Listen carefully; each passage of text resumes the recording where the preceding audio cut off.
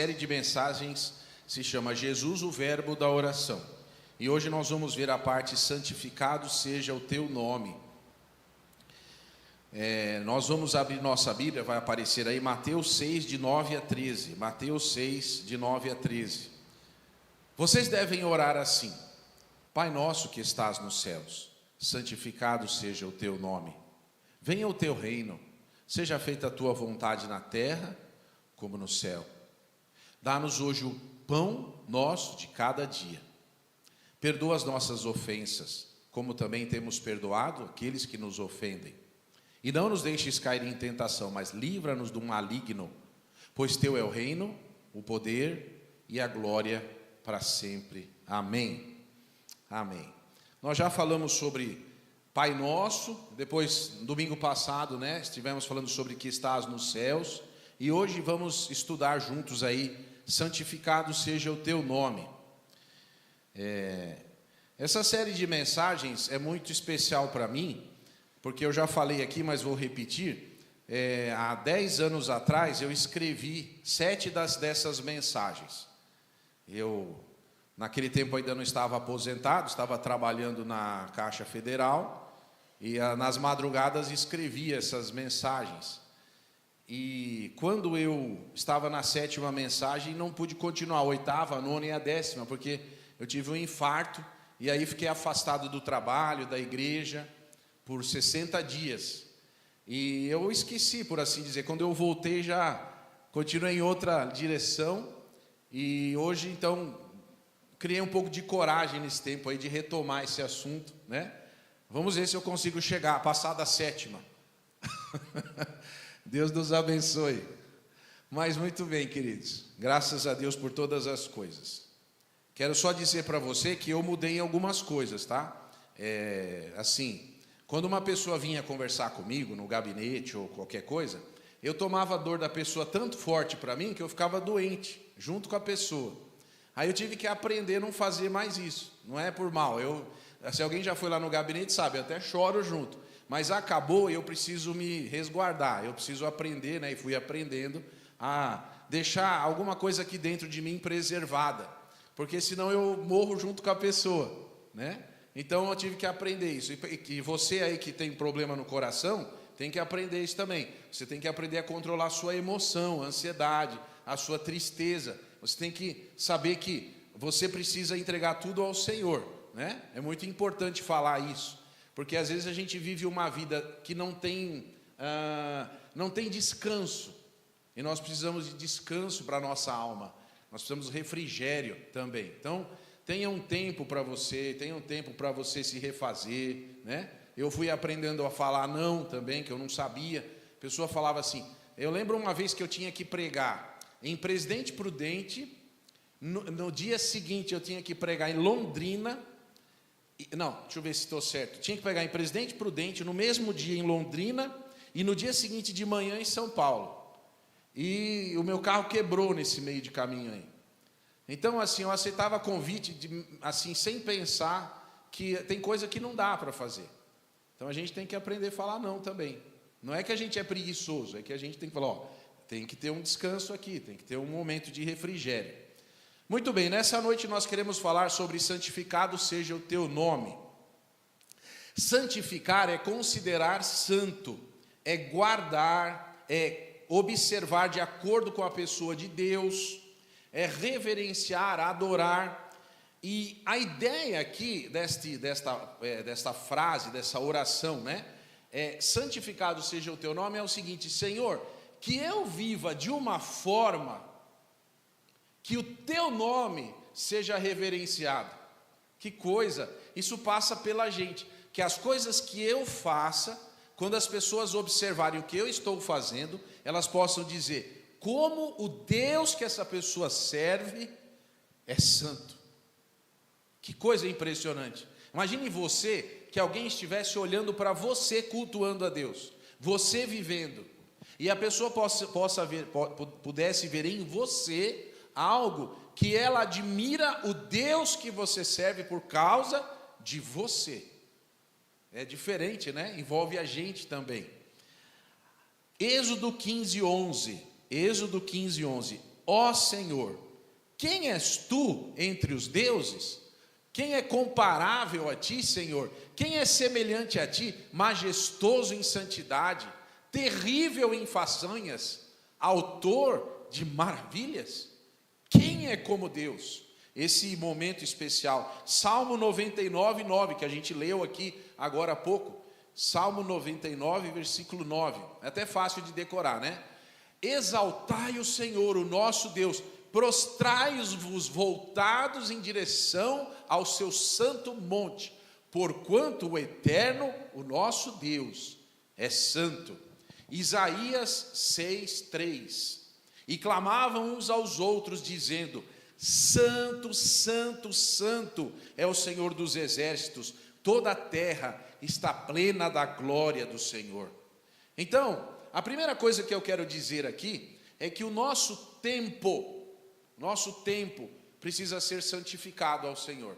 Às vezes nós santificamos coisas, nós santificamos ações, mas o nosso tempo também precisa ser entregue ao Senhor. A ideia de santificação é a ideia de uma separação, é quando você separa alguma coisa para uma finalidade peculiar, para alguma coisa exclusiva. E aqui, por exemplo, entra jejum e oração. Algumas pessoas, uma vez eu estava num lugar e uma pessoa falou assim, eu encontrei com ela no supermercado, ela falou: você sabe que eu estou em jejum, né? Eu falei: é mesmo? Eu falei: eu não tomei café hoje e eu só vou almoçar, porque eu estou em jejum porque eu quero que Deus... Eu falei assim: mas isso não é jejum, isso é jejum de fazer exame de sangue. O jejum bíblico não é isso, não é ficar sem comer. O jejum é que você vai parar tudo que você está fazendo, até comer, para estar com o Senhor.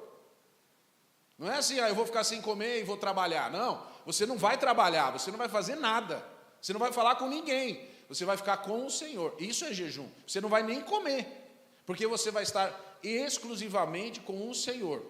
E também jejum não é para convencer Deus de nada, que nem o pessoal que coloca o são não sei o que de ponta cabeça para casar.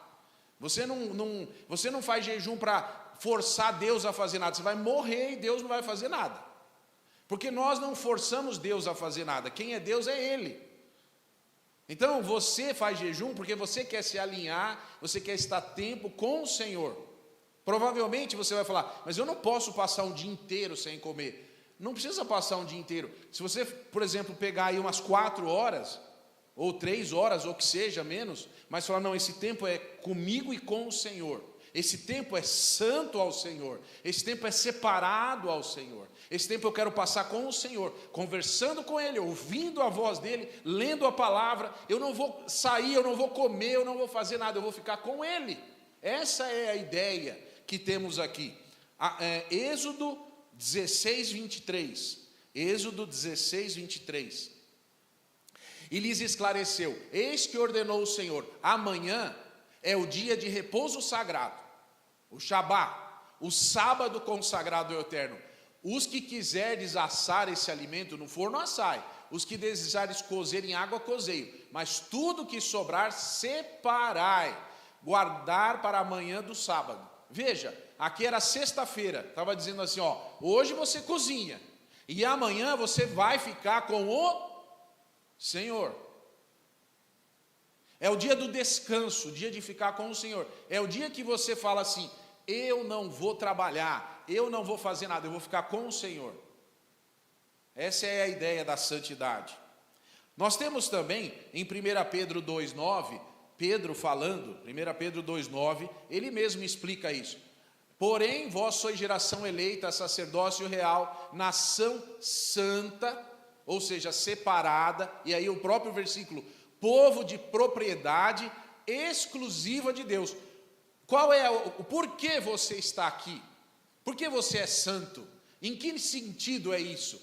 Com o propósito de proclamar as grandezas daquele que vos convocou das trevas para a sua maravilhosa luz.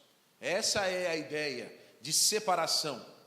E por que isso? Por que eu estou falando esse versículo? Porque no Velho Testamento, o sacerdote, quando ele entrar na presença do Senhor, uma das coisas da sua indumentária era aqui na testa dele. Existia como uma placa de ouro que ele colocava aqui na testa, para se apresentar ao Senhor. E aqui estava escrito assim: santidade ao Senhor. Ou seja, ele ia lá e falava, ele como representando o povo, o sacerdote representava o povo perante Deus e Deus perante o povo. E ele então dizia, estava escrito assim, santidade ao Senhor. É separação ao Senhor. Eu vou falar uma coisa aqui, até a roupa de baixo do sacerdote era especial, de linho, que ele colocava só para ir na presença de Deus. Ele não usava para mais nada, era santo até a roupa dele, que ele usava no sentido de, eu vou agora me encontrar com o Senhor. O que significa essa santidade? Olha, nós, queridos, nós, povo de Deus, precisamos ser santos em algumas coisas. Eu vou dizer quais são. Primeiro, nos nossos valores morais. Nossos valores não são os valores comuns do mundo, são os valores que são separados para Deus. Nós vivemos uma vida de separação dos valores morais, nos nossos relacionamentos, na nossa honestidade, no nosso casamento, na nossa sexualidade, nos nossos negócios. Nós precisamos viver uma vida santa ao Senhor. Essa é a ideia. Nós, por exemplo, não compactuamos com práticas pagãs, nós não compactuamos com prostituição, porque os cultos da antiguidade eram cultos de prostituição. Na igreja do Senhor não é assim. Sacrifícios humanos na igreja do Senhor não é assim. Feitiçaria na igreja do Senhor não é assim. Nós temos os mais altos e elevados padrões de moralidade, de nobreza para nos relacionarmos com o Senhor. Nós não compactuamos com impulsos egoístas, nós não compactuamos com instintos baixos, nós temos algo especial. Números 15, 40, Números capítulo 15, versículo 40, para que vos lembreis, ou a fim de que vos lembreis, de obedecer a todos os meus mandamentos, e santos ou separados sereis ao vosso Deus. Então o que você faz, alguém fala assim, eu não quero ser crente, ou eu não gosto de crente, ou na igreja só fica mandando fazer coisa que os outros não fazem. Acertou. É porque nós somos separados para o Senhor. É isso mesmo. Nós não somos todo mundo, nós somos as pessoas que fomos comprados pelo sangue do Senhor, de Jesus, para sermos santos. Levítico 11, 45. Levítico 11, 45. Sou eu, Yahvé, que vos fiz subir da terra do Egito para ser o vosso Deus. Sereis, portanto, santos, porque eu sou santo. Perceba, aqui você vai falar, mas eu não saí do Egito. A ideia aqui é o seguinte, você vivia no mundo de pecado, você vivia longe do Senhor, e Deus resgatou você da escravidão do pecado em Cristo. E por que Ele fez isso? Porque Ele quer ver você santo, Ele quer que você viva uma vida de separação das coisas. Por isso que tem gente que, por exemplo, não gosta da igreja, porque a igreja não é um lugar para a gente fazer o que a gente quer. A igreja é um lugar que nós fazemos o que agrada a Deus. O culto é para Ele, a nossa vida é culto, é santidade ao Senhor. E eu quero dizer que esse conceito de santidade é o tipo da coisa que não sou eu que escolho o que eu vou fazer. Não é de acordo com, por exemplo, o bom senso. Eu acho que é assim. Eu não acho nada. Quem define esse conceito é o próprio Deus. Essa é uma confusão. Falar, mas eu não estou me sentindo bem fazendo isso. Tá, mas não é você o padrão. Aliás, exatamente nós não somos o padrão, porque nós precisamos de alguém que seja santo, que nos indique. Então esse conceito ele vai na questão moral, pessoal e familiar. Essas coisas nós temos que tomar muito cuidado. Agora, eu quero dizer o seguinte, esse atributo de Deus, de profunda, de santidade, de retidão, de pureza, quer dizer que Deus é justo. Se Deus não fosse santo, nós poderíamos dizer que Ele é opressor ou é cruel, mas não é assim. E uma coisa interessante que eu quero falar aqui, entenda, é só um exemplo, tá bom? Imagine que eu tivesse aqui uma máquina fotográfica que pudesse fotografar Deus, tá bom? Está entendendo o meu exemplo? Não é possível fazer isso. Mas imagine que eu pudesse fotografar Deus. Eu pudesse fotografar como Deus é. De tudo aquilo que Deus é, qual é a característica de Deus que chama mais atenção? Você já parou para pensar nisso? se nós pudéssemos retratar a pessoa de Deus e alguém olhasse para essa foto, ia dizer assim: uau, olha como Deus é santo. Que interessante isso. É o que a Bíblia nos ensina. O atributo fundamental de Deus é a sua santidade. Hebreus 6:17. Hebreus 6:17. Do mesmo modo, Deus, querendo demonstrar de forma mais clara aos herdeiros da promessa a imutabilidade do seu propósito, interveio com o julgamento. O 18, por favor. Para que nós que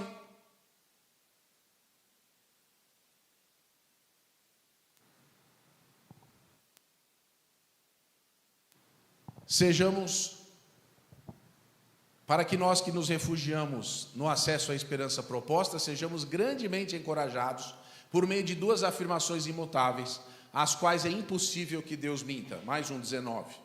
A esperança que para nós, âncora da alma firme e segura, a qual temos pleno acesso ao santuário interior, por trás do véu, 20, onde Jesus adentrou por nós como precursor, tornando-se sumo sacerdote para sempre, segundo a ordem de Melquisedeque. Então, a expressão mais bela de Deus é a santidade. E eu queria destacar algumas coisas nessa noite aqui. A santidade de Deus é apresentada através da criação, porque lá em Gênesis 1:31, Deus disse: isso é tudo muito bom. No Salmo 145:17, Salmo 145:17, está escrito assim: o Senhor é justo em todos os seus caminhos e fiel em todas as suas obras. Uma outra característica de Deus também, da sua santidade, é porque Deus é um legislador. A lei de Deus é perfeita, as leis que Ele criou. Ele tem cuidado para que nós obedeçamos a sua palavra. Ele também é santo por causa da sua redenção, a forma como Ele agiu na cruz do Calvário, pagando pelos nossos pecados. Ele também é santo porque quando nós aceitamos a Jesus, nós chamamos isso de conversão. O que é isso?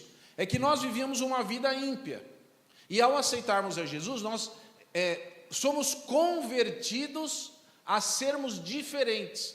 E qual é a principal diferença? Viver em santidade. Eu quero ler aqui Efésios 4:24, se for possível colocar aí, eu agradeço. Efésios 4:24. A vos revestirdes do novo homem, criado para ser semelhante a Deus em justiça e em santidade, provenientes da verdade. Então, existe um momento, algumas pessoas perguntam: mas eu não me sinto tão santo assim, né? Eu estou vivendo a minha vida, eu não estou me sentindo tão santo. Deus falando que é para eu ser santo. Mas quero dizer que isso vai culminar quando você morrer. Quando você morrer, a Bíblia diz que nós vamos ser glorificados. E esse corpo que hoje nós temos vai ser trocado por um outro corpo. E aí então você vai experimentar plenamente isso que Deus tem para você. Ainda está em processo, está acontecendo. Você precisa aprender a viver em santidade com esse corpo que luta contra você. Você precisa viver em santidade agora, porque você terá um outro corpo. Eu quero que você veja, interessante, o Salmo 17:15. Olha só o que está escrito no Salmo 17:15. Velho Testamento, muito interessante. Às vezes os detalhes passam, vamos dizer assim, desapercebidos, né? Olha aqui, ó. Eu quero ler esse versículo à luz da glorificação, do dia que nós vamos morrer. Olha aqui, ó. Eu, contudo, graças à tua justiça, verei a tua face. Quando despertar. Espera aí, eu estava dormindo, acordei e vou ver Deus? Não, não é isso. Quando eu morrer e quando eu despertar da morte, na presença do Senhor, eu vou ver a face dele. E aí, olha o que o versículo vai dizer: terei a plena satisfação de ver tua semelhança em mim. Que versículo especial, um tesouro escondido no meio dos salmos aí. Você vai despertar um dia e vai ver. Agora você vai olhar para você e falar: olha como eu estou parecido. Agora eu me pareço como um filho de Deus de verdade. Agora estou na presença de Deus e posso vê-lo face a face. Coisa maravilhosa. Mas isso é porque Deus fará de você uma pessoa santa para estar na presença dele. Isso é maravilhoso. Quero também ler Romanos 5:2. Romanos capítulo 5, versículo 2. Por intermédio de quem obtivermos pleno acesso pela fé a esta graça, na qual agora estamos firmados, e nos gloriamos na confiança plena da glória de Deus. Que você possa viver sempre aguardando isso. E nós também quero mostrar Apocalipse 6,16. Apocalipse 6,16, que vai dizer assim: então passaram a berrar para as montanhas e rochedos: caiam sobre nós e ocultem-nos da face daquele que se assenta no trono e da ira do Cordeiro. Quem não vive em santidade buscando ao Senhor, quem não foi lavado pelo sangue do Cordeiro e não vive em santidade, vai lamentar isso no dia que a Bíblia chama da ira do Cordeiro. Porque a gente ouve por aí dizendo assim: não, Deus é bonzinho, todo mundo na hora ele vai deixar passar todo mundo, entrar todo mundo lá. Mas não é isso que a Bíblia diz. A Bíblia diz que existe um momento que é hoje, que você pode, hoje é tempo de ser santo, como diz o hino. Agora, o que significa santo, santo, santo? Apocalipse 4:8. Apocalipse 4:8. Quero ler aqui. Cada um desses seres tinha 6 asas e eram repletos de olhos, tanto ao redor como por baixo das asas. Dia e noite proclamavam sem cessar: santo, santo, santo é o Senhor Deus, o Todo-Poderoso, aquele que era e que é e que há de vir. E nós temos, eu não vou ler aqui, mas em Isaías capítulo 6, quando Isaías está no templo, ele ouve os anjos, os querubins, dizendo as mesmas palavras diante do Senhor. E o que significa isso? Primeiro, na língua hebraica, quando há essa, vamos dizer assim, essa repetição, isso significa que está sendo dita uma profunda verdade. Mas eu arrisco a dizer uma coisa aqui. Imagine você que os anjos estivessem dizendo assim: olha, Deus Pai é santo, Deus Filho é santo, e o Espírito Santo é santo. Santo, santo, santo. Eu vou adentrar um pouquinho nessa ideia aí, e quero que você veja algumas situações aqui. Vamos ver, por exemplo, um momento da palavra de Deus, né, que está em Hebreus 13:8. Hebreus 13:8. Diz assim a palavra de Deus: Jesus Cristo é o mesmo ontem, hoje e eternamente. Então aquele versículo lá coaduna com esse. E eu quero dizer o seguinte, que Jesus, ele falou que o Pai é santo. Nós temos também a Bíblia dizendo que Jesus é o Santo de Deus, e nós temos o Espírito que é chamado Santo. O nome, então nós ficamos sabendo que a santidade de Deus é algo muito importante. Nós temos na oração do Pai Nosso, oração modelo, essa aqui: santificado seja o teu nome. Você entendeu o que é santo? Agora eu preciso falar de nome, porque a gente já sabe o que é santo, agora precisamos entender esse nome de Deus, né? Que é a outra parte da questão aí. Deus tem vários nomes. Na Bíblia, Deus se apresenta por vários nomes. Cada pessoa, ela pôde experimentar uma faceta no seu relacionamento com Deus. Nós temos, por exemplo, Deus sendo chamado, eu não vou pedir para colocar os versículos, mas só vou citar aqui, em Gênesis 7:1 e Isaías 9:6, é o Eloá, é o Deus forte e poderoso. Nós temos em Gênesis 17:7, Jeremias 31:33, a palavra Elohim, que é uma palavra plural para Criador forte e poderoso, porque a palavra singular é Eloá. Nós temos também a palavra Jeová Nissi, o Senhor é a minha bandeira, Êxodo 17:15. Jeová Makadesh, o Senhor que santifica, o Senhor que torna santo, em Levítico 20, versículo 8, e Ezequiel 37:28. Nós temos Jeová Shalom, que é o Deus que é a nossa paz, isso está em Juízes 6:24. Nós temos uma dupla aqui, Jeová Elohim, Êxodo 2:4, é a primeira vez que aparece esse nome de forma dupla. Jeová, que é o nome do Senhor, o que eu sou, e Elohim, o Senhor. Aqui a gente poderia dizer assim, eu sou o Senhor, para colocar isso. Jeová Tsidkenu, o Senhor é a nossa justiça, Jeremias 33:16. Jeová Rohi, o Senhor é o meu pastor, Salmo 23:1. Jeová Shammah, o Senhor está ali, Ezequiel 48:35. Jeová Sabaoth, o Senhor dos exércitos, Isaías 1:24. Eu, Elion, o Altíssimo, Deuteronômio 26:19. El Roi, o Deus que vê, Gênesis 16:13. Eu, Olam, o Deus eterno. Eu, Gibor, o Deus poderoso, Isaías 9:6. E tantos outros momentos em que Deus é chamado de algum nome. Mas eu queria falar um pouquinho agora sobre o tetragrama, que é o nome do Senhor, que aparece 6.828 vezes, sozinho ou em conjunção com outros nomes, no texto hebraico da Bíblia. O que significa isso?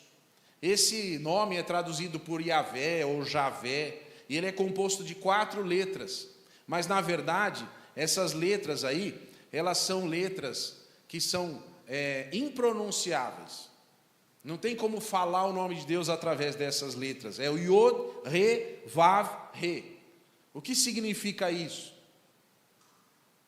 Eu estava lendo uma vez e estudando isso aqui, e um teólogo disse assim que o nome de Deus se assemelha com a respiração humana. Quando você enche o pulmão de ar e esvazia o ar do seu pulmão. O som que passa pela sua garganta e suas narinas é o nome de Deus. É alguma coisa como assim, ó. É alguma coisa assim. Esse é o nome do Senhor, o nome da respiração. Na Bíblia diz que tudo que tem fôlego, louve ao Senhor.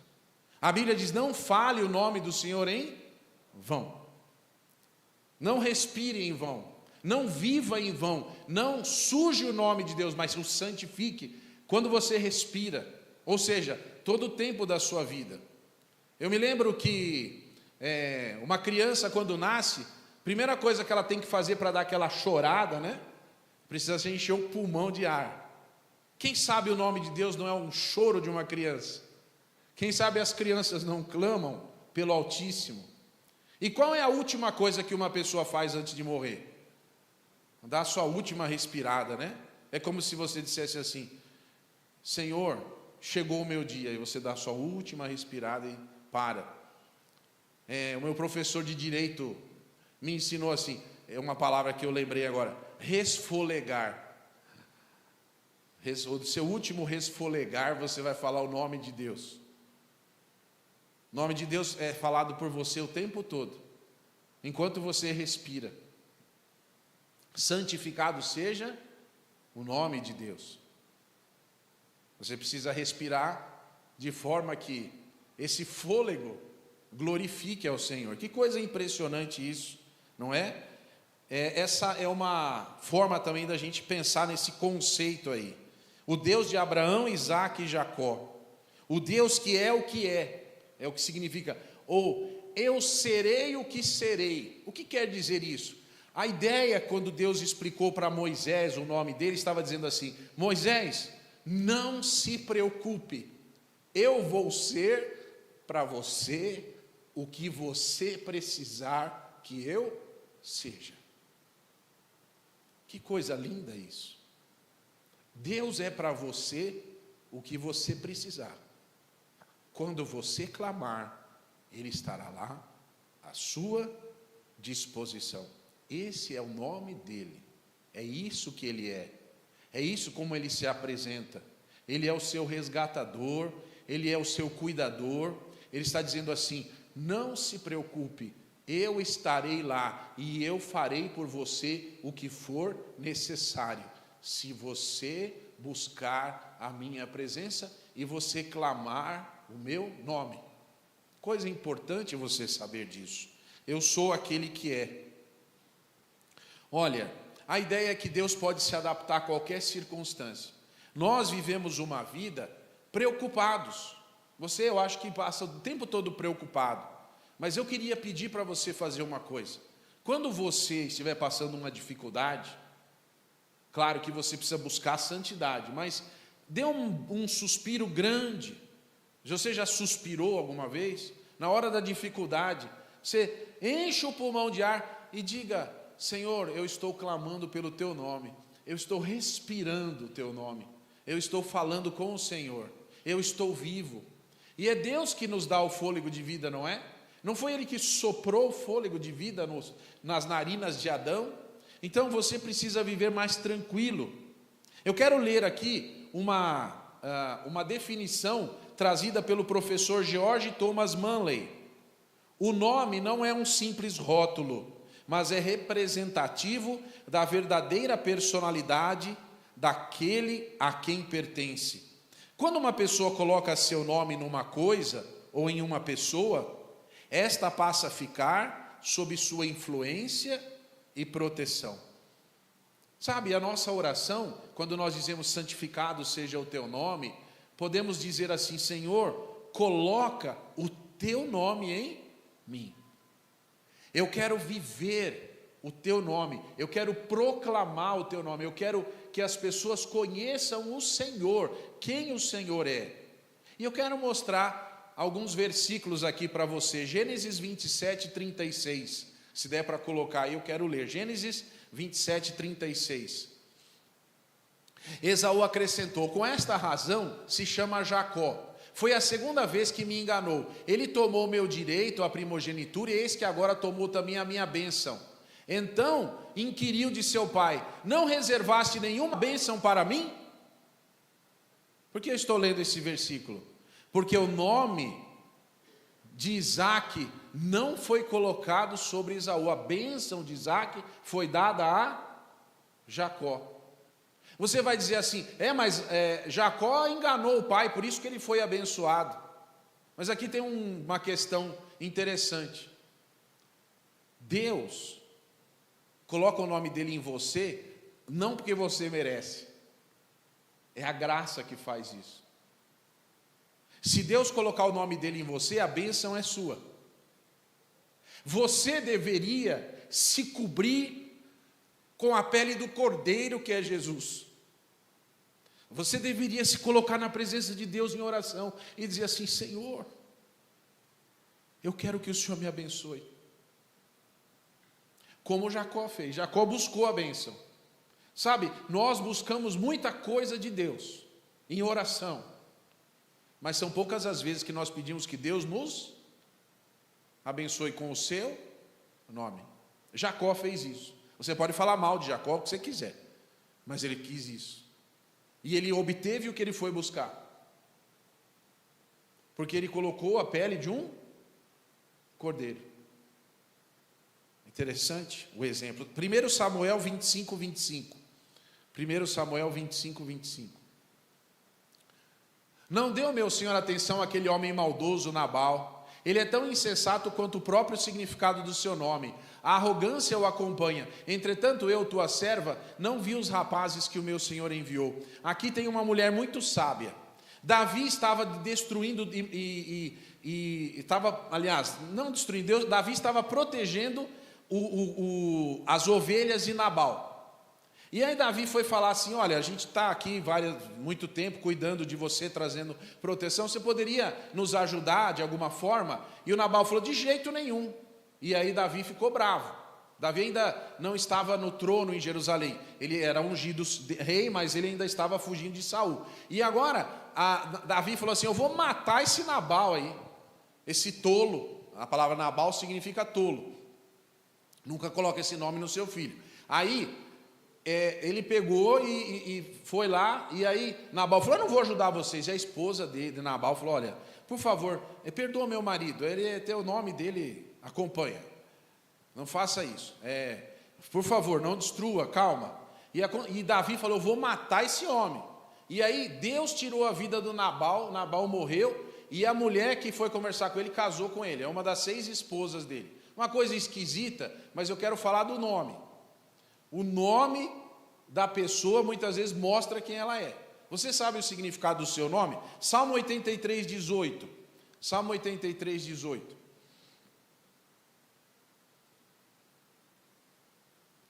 Saberão, portanto, que só tu, cujo nome é eterno, és único, que somente tu, ó Altíssimo, é o Senhor soberano de toda a terra. O teu nome é eterno e é único.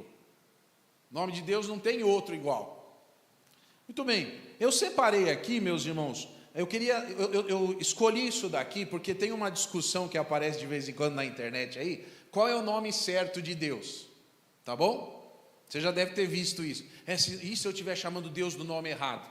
Então eu vou contar uma história para você aqui, você vai aprender hoje.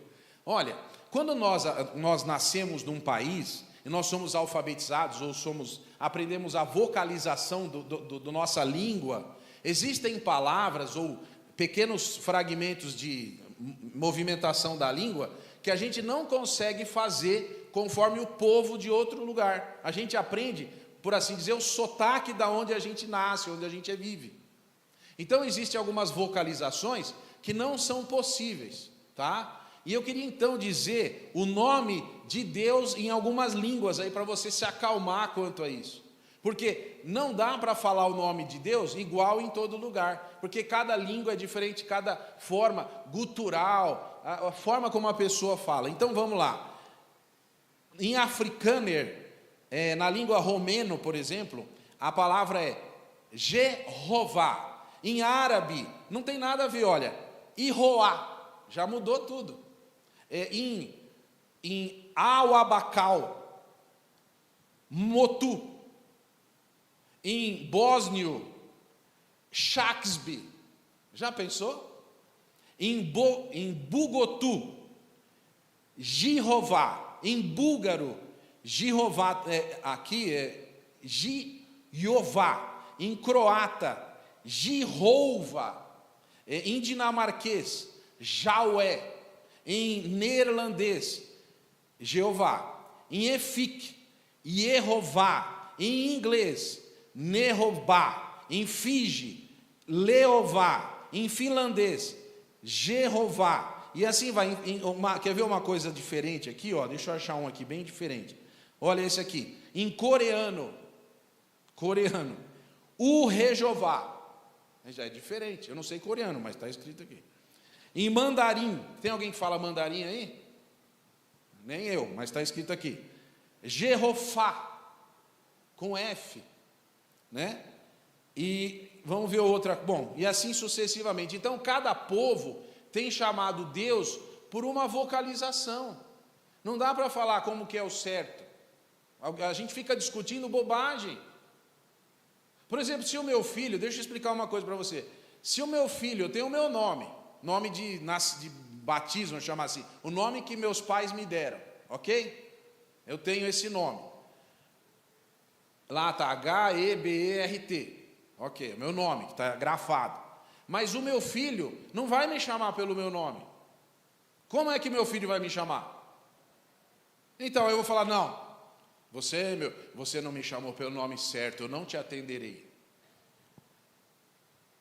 Pai, eu estou tomando um choque na tomada. A menos que você me chame pelo meu nome de batismo, com todas as letras. Será que é assim? Será que Deus é assim? Será que o Deus fala, clama a mim, grita, eu vou te atender? Esse negócio de santificado seja o teu nome, algumas pessoas dizem assim, a gente não pode falar o nome de Deus errado. Deixa eu contar uma coisa para você. Nem eu, nem você sabemos falar o nome de Deus. Sabe que a melhor coisa que você pode fazer é respirar. Respira. É a melhor coisa que você pode fazer. Se você estiver aflito, respire, que você vai estar clamando o nome do Senhor. E Ele vai saber que você está chamando. Porque tem gente que coloca, são discussões que não levam a nada. Aliás, afastam de Deus. Nós não estamos aqui para afastar ninguém de Deus. Nós estamos aqui para aproximar. Eu sei que você já sabe, eu vou falar de novo. A palavra Abba, que é pai, não é a palavra pai ou papai. A palavra Abba, que Jesus usava, é a palavra que os bebês usam quando estão aprendendo a falar pai em hebraico. É como se estiver dizendo assim, pá. Sabe aquela criancinha que é colo do pai? Ela fala assim, pá. Até aquela babinha de lado assim, pá. Essa é a ideia, essa é a palavra que Jesus usava para falar pai. Porque não importa, nós nunca, desculpa o que eu vou dizer aqui, você nunca, nem no céu, vai compreender a grandiosidade de Deus.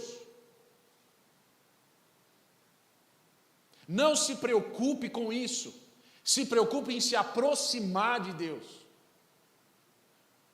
Que desagradável quando pessoas ficam tirando Deus que quer se aproximar. Às vezes nós fazemos isso também aqui, sem querer. Quem você pensa que você é, diga, eu não sou ninguém, mas em Jesus, eu sou lavado pelo sangue dele e eu posso me aproximar do Pai, não por causa de mim, e nem você, porque não tem ninguém santo melhor para falar. Todos nós precisamos da presença de Deus na nossa vida, todos nós. Eu quero que você agora ouça isso, Números 6, 23 a 27, Números 6, 23 a 27, é um texto conhecido. Fala a Arão e a seus filhos e ordena-lhes, assim abençoarás os filhos de Israel e direis a eles. Olha aqui.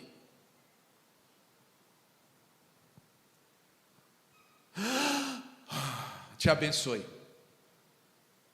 e te guarde. Pode passar para o próximo.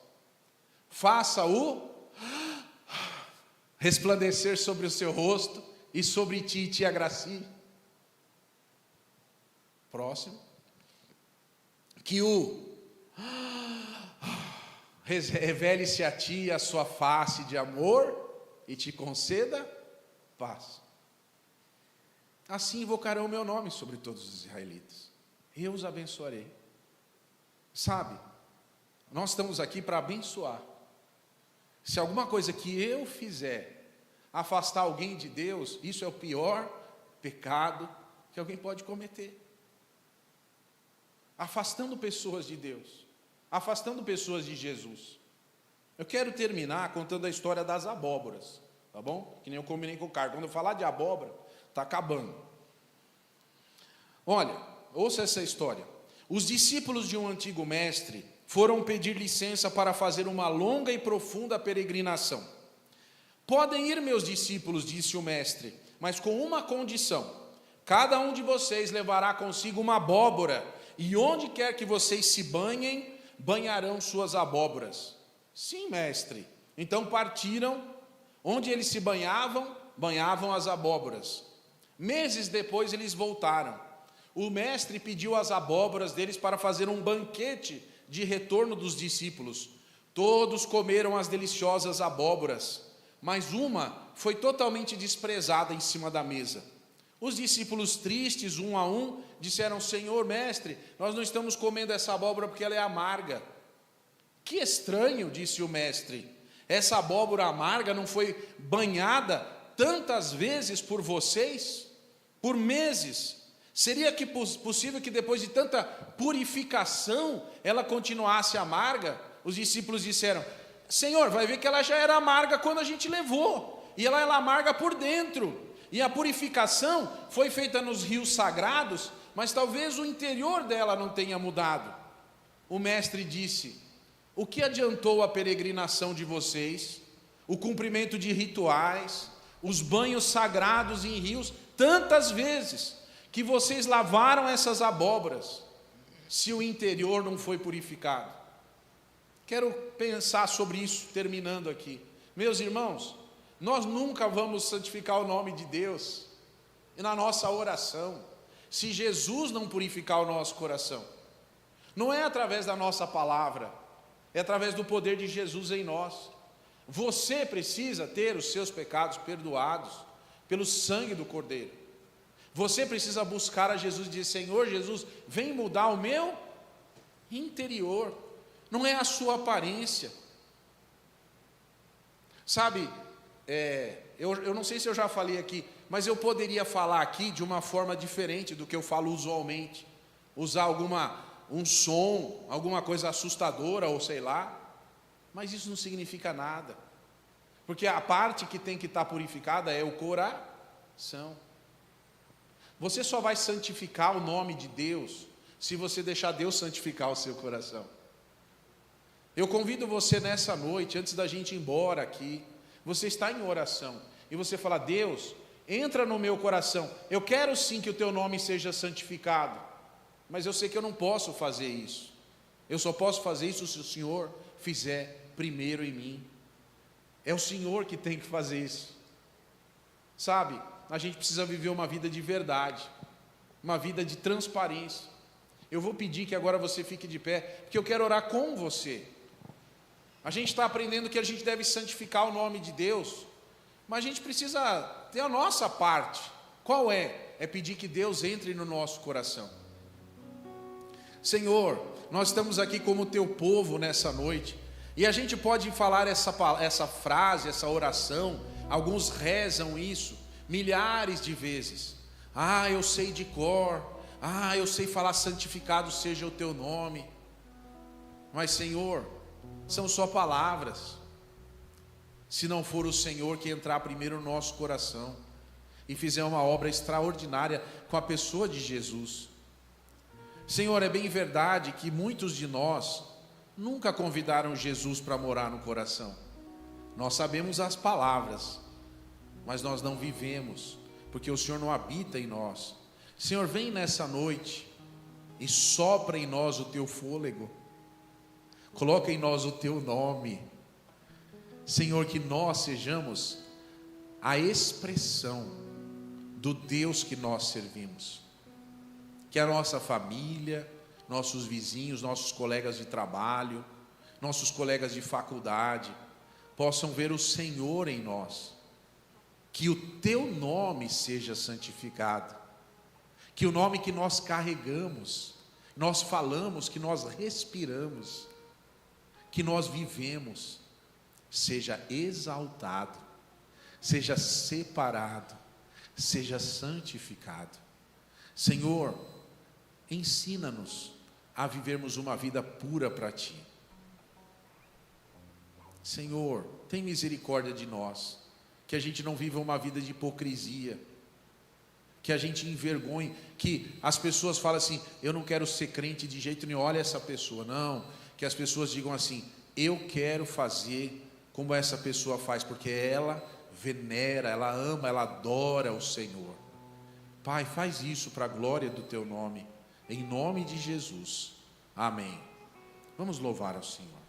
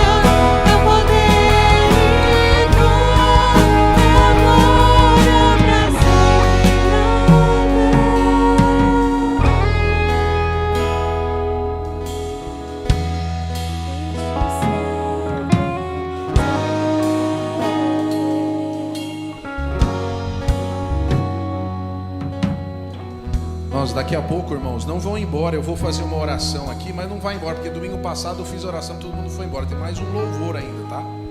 Vamos esperar um pouquinho. Ainda é 10 para as 8, tá? Dá tempo de fazer tudo o que você quiser. Eu vou convidar o Misael para vir aqui, por favor. O Misael não dá nem sabendo, deixa eu pedir para ele vir aqui. Irmãos, hoje de manhã nós tivemos uma assembleia e, dentre tantas coisas, 3 decisões foram tomadas, né? Então, uma delas é que o programa do Léo vai continuar, o ensino da música. Vem cá, querido. Vai continuar. Nós também separamos um valor aí para segurança mensal, para podermos investir nisso lá fora. E nós tivemos também uma decisão especial, que o Misael, né, a igreja elegeu por unanimidade, que ele seja o responsável, o ministro de música parcial, tempo parcial ainda, né? Por minha conta ainda, da igreja. Então ele vai trabalhar com a gente, pela gente, vai estar ajudando a gente na área da música. E eu queria agradecer a Deus e ao Misael, viu? Pela sua disponibilidade, o carinho dele. Eu tenho certeza que a nossa igreja tem muito a ganhar com esse cuidado especial na área da música. Então, por que eu estou chamando o Misael aqui? Orem por ele, né? Orem pela vida dele, que ele possa ser ricamente abençoado pelo Senhor e que através da vida dele, nós também, como igreja do Senhor, sejamos ricamente abençoados. Amém? Então, fiquei muito feliz com a decisão da igreja hoje. Eu acho que é uma decisão histórica aqui, muito especial. Que Deus possa abençoar você, viu, Misael? Sua família, esse carinho especial aqui, que ele é muito amado da igreja. Amém, irmãos? Então depois eu vou convidar ele para ir lá na porta comigo, para vocês darem um abraço, né? Porque para ele não é fácil, não. Então, a gente vai terminar esse culto aqui carinhosamente, pedindo a Deus as bênçãos do Senhor pela vida dele. Mas você não vai embora, que a gente vai louvar a Deus ainda com mais um hino, hein? Tá bom? Eu vou pôr um diácono lá na porta, não, brincadeira. Senhor, nós queremos nesse momento especial pedir pela vida do Misael, sua família, que o Senhor esteja abençoando o teu servo que procurou, Senhor, orou e apresentou um projeto de cuidado com a parte de adoração da tua igreja. Que, Senhor, através da vida dele, a nossa igreja possa ser abençoada e ser uma referência. Que, Senhor, nós possamos ter cuidado nesta área de oração e adoração e louvor ao teu nome. Abençoa, Senhor, a vida dele, dá-lhe, Senhor, capacidade, e nós te agradecemos por essa decisão especial que a tua igreja tomou. Fica com o teu servo, Senhor, abençoando em tudo. Que a graça do nosso Senhor Jesus Cristo, o amor de Deus o Pai e as doces consolações do Espírito Santo estejam convosco, agora e para todos sempre. Amém e amém. Permaneça de pé, vamos louvar ao Senhor com o último hino nessa noite.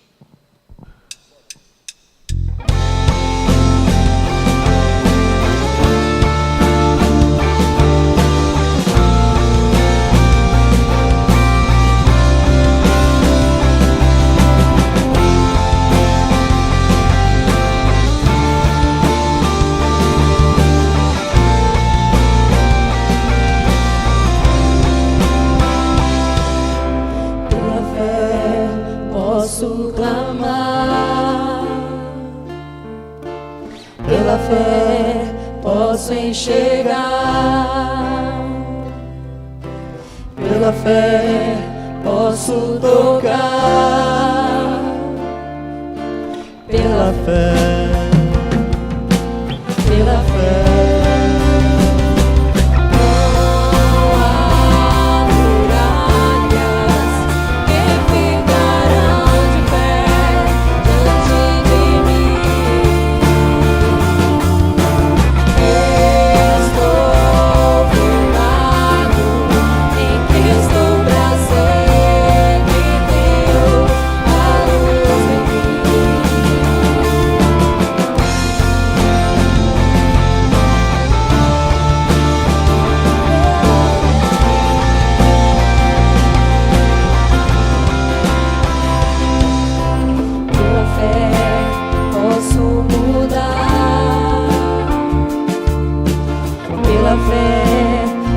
Alcançar,